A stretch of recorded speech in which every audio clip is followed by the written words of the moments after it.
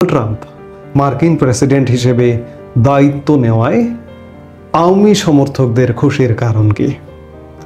আমি এক কথায় যদি শুরু করি কথাটি এভাবে যে আমি প্রথমত যদি বলতে চাইছি যে সেটি হচ্ছে আওয়ামী সমর্থকদের জন্য এটি মনস্তাত্ত্বিক কারণ। মনস্তাত্ত্বিকভাবে উদ্বুদ্ধ হবার কারণ ঘটেছে ডোনাল্ড ট্রাম্প দায়িত্ব নেবার কারণে। ডোনাল্ড ট্রাম্প দায়িত্ব নেবার কারণে সবচেয়ে বড় উচ্ছ্বাস সেটি হচ্ছে যে আওয়ামী সমর্থকদের মধ্যে বা আওয়ামী লীগের মধ্যে এমন একটি বদ্ধমূল ধারণা আছে যে জো বাইডেন প্রশাসন, ইউনূস সরকার, বর্তমান যে অন্তর্বর্তীকালীন সরকারটি, এই সরকারটির সমর্থক এবং সমর্থন পুষ্ট ছিলেন এবং আওয়ামী লীগ সরকারের পতনের নেপথ্য কারণ বাইডেন প্রশাসন। সেই জায়গায় সবচেয়ে বড় উচ্ছ্বাস যে যার কারণে পতন হলো এবং যার কারণে অন্তর্বর্তী সরকার গঠিত হয়েছে সেই সরকারের পৃষ্ঠপোষকের অন্ততপক্ষে বিদায় ঘটল। এছাড়া আরও কিছু উচ্ছ্বাসের কারণ আছে, সেটি হচ্ছে যে বাইডেন প্রশাসন সময়ে আওয়ামী লীগ বরাবরই চাপের মধ্যে পড়েছে। যেমন স্যাংশনের মধ্যে পড়েছিল, র্যাবের উপর নিষেধাজ্ঞার মধ্যে পড়েছিল, নির্বাচন নিয়ে নানা রকম একটা নেতিবাচক সিচুয়েশনের মধ্যে পড়েছিল। এমনকি তৎকালীন আওয়ামী লীগ প্রধান, সাবেক প্রধানমন্ত্রী শেখ হাসিনা নিজেও তার বক্তব্যে বলেছিলেন যে মার্কিন যুক্তরাষ্ট্র চায় না যে আমি ক্ষমতায় থাকি। শেখ হাসিনা সরকারের পতনের পর যুক্তরাষ্ট্রে মিস্টার ইউনূসকে ঘিরে জো বাইডেন ও সাবেক প্রেসিডেন্ট বিল ক্লিন্টনের উচ্ছ্বাস বাংলাদেশের গণমাধ্যমে ব্যাপকভাবে প্রচার করা হয়েছে। সরকার সমর্থকরা এটিকে ইউনূসের সাফল্য হিসেবে বর্ণনা করেছেন। সেই জায়গায় বাইডেন বিদায় নিয়ে ট্রাম্প আসায় আওয়ামী শিবিরে একটি উচ্ছ্বাস দেখা যাচ্ছে। সবশেষ জুলাই আগস্টের আন্দোলনের পেছনে যুক্তরাষ্ট্রের হাত আছে বলে অনেক আওয়ামী লীগ সমর্থক বিশ্বাস করে থাকেন। আবার বর্তমান অন্তর্বর্তী সরকার ক্ষমতায় আসার পর দেশে সংখ্যালঘুদের ব্যাপক নির্যাতন নিপীড়নের অভিযোগ উঠলেও সরকার সেই অভিযোগ প্রত্যাখ্যান করে আসছে। সরকারের দাবি নির্যাতনের কিছু ঘটনা ঘটলেও সেগুলো রাজনৈতিক।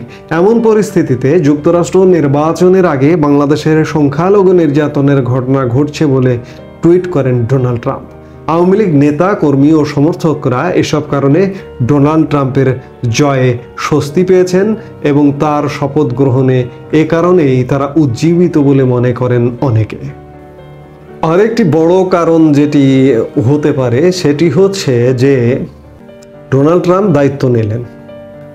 অনেকে বলে থাকেন যে যুক্তরাষ্ট্রের পররাষ্ট্র, বিশেষ করে ইউনূস সরকার সমর্থকরা বলবেন বা বলে থাকবেন যে যুক্তরাষ্ট্রের পররাষ্ট্র নীতিতে খুব একটা পরিবর্তন হয় না। কিন্তু আমরা কি দেখতে পাচ্ছি?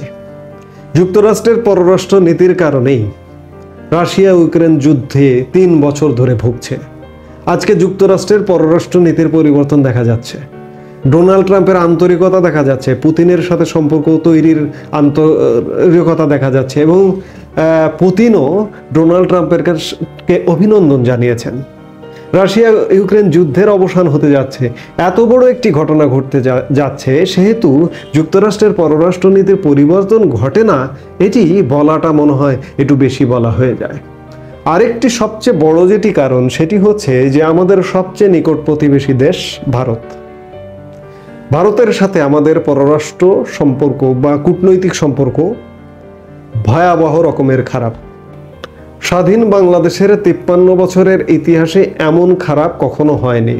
আজকে ভয়াবহ খারাপ। কিন্তু ভারত কি বাংলাদেশকে এভাবে ছেড়ে রাখবে, এভাবে অরক্ষিত রাখবে? কারণ বাংলাদেশ হচ্ছে ভারতের কি বলবো, 4 পাশ দিয়ে ভারত, মাঝখানে বাংলাদেশ। সেই বাংলাদেশ একটা দগদগে ঘা, একটা দগদগে আগুন লেগে থাকুক, সেটিকে ভারত চাইবে? ভারত কোনোভাবেই চাইবে না, কারণ সেই আগুনটি ভারতেও বিস্তার লাভ করতে পারে। এই জন্য ভারত এই আগুনটি বন্ধ করতে চাইবে। ভারত আগুন বলতে এটাই বোঝাতে চায় যে বর্তমান যে দায়িত্বপ্রাপ্ত সরকারটি, মোহাম্মদ ইউনূসের সরকার, এই সরকারটি একটু আগুন এবং ভয়ঙ্কর আগুন, এই আগুনটি বিস্তার লাভ করতে পারে। এবং সেই জায়গায় ভারত নিজে নিজে তো তৎপরতা চালাবেই, মার্কিন প্রশাসন ডোনাল্ড ট্রাম্প প্রশাসনকে দিয়েও চেষ্টা করবে। কদিন আগেও আমরা সেটি দেখতে পেরেছি। যদিও সেটি বাইডেন প্রশাসনকালেই দেখেছি যে ভারত এবং যুক্তরাষ্ট্র অভিন্ন বার্তা দিয়েছে যে তারা বাংলাদেশ ইস্যুতে, বাংলাদেশ বিষয়ে একসঙ্গে কাজ করবে। আর সবচেয়ে বড় যেটি গুরুত্বপূর্ণ যে বাইডেন প্রশাসন একরকম, কিন্তু ট্রাম্প প্রশাসনে ভারতীয়দের জয় জয়কার অবস্থা। গতকালকে শপথ অনুষ্ঠানটি দেখলাম, সেই অনুষ্ঠানেও মানে একদম টপ লেভেলে গুগলের সিইও সুন্দর পিচাইকে দেখলাম। আমরা ট্রাম্প সরকারের অংশ তুলসী গ্যাবার্টকে দেখলাম, বিবেক রামস্বামীকে দেখলাম। ভারতীয়রা ট্রাম্প প্রশাসনে এরকম বিভিন্নভাবে জালের মতো চারিদিক দিয়ে ছড়িয়ে ছিটিয়ে আছে। তো সেই জায়গায় ভারত নিজেদের থেকে তো অবশ্যই ট্রাম্প প্রশাসন দিয়েও বাংলাদেশের উপর একটি চাপ, একটি প্রভাব বিস্তার করবেন। সেই জায়গায় যেহেতু আওয়ামী লীগ খানিকটা ভারতপন্থী এবং ভারত খানিকটা আওয়ামী লীগপন্থী, সেই জায়গায় আওয়ামী লীগকে ভরসা করতে চায়। সেই জায়গায় আওয়ামী লীগ কিংবা বাংলাদেশের জন্য বাংলাদেশে একটা ইতিবাচক রাজনীতি, আমি বলছি না যে ভারত আওয়ামী লীগের পক্ষে এখানে রাজনীতি করবে, এটি ভাববার কোনো কারণ নেই।